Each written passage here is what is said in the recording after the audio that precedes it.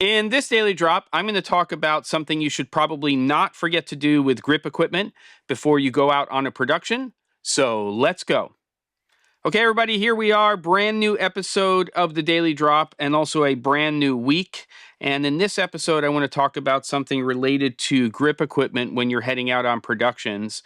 I've actually spent most of today getting ready for an on-location shoot tomorrow all day. I'm actually going to be doing back-to-back episodes of the Daily Drop, so you might see the shirt one more time for tomorrow's episode.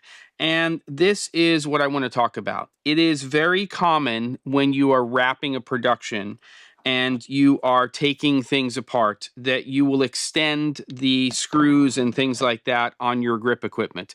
This is a good example of that. I have this little double joint piece of equipment here from Westcott, which I love, which is very, very handy in terms of a piece of kit.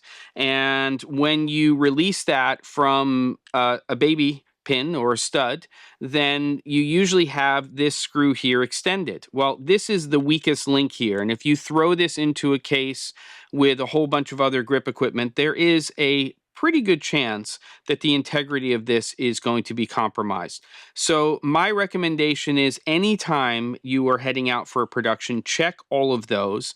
Also your C-stands, you want to make sure everything's tightened down so it doesn't extend when somebody picks it up. Never seen that happen.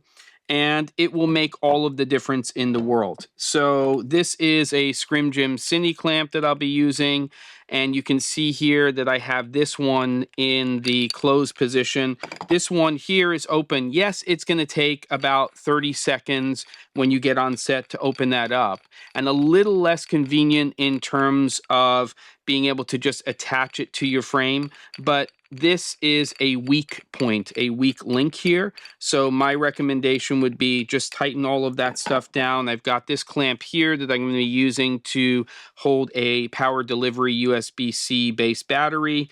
So I'm going to go ahead and tighten this down. Then everything goes into the case without these extended, and the integrity of all of that stuff is going to be fine.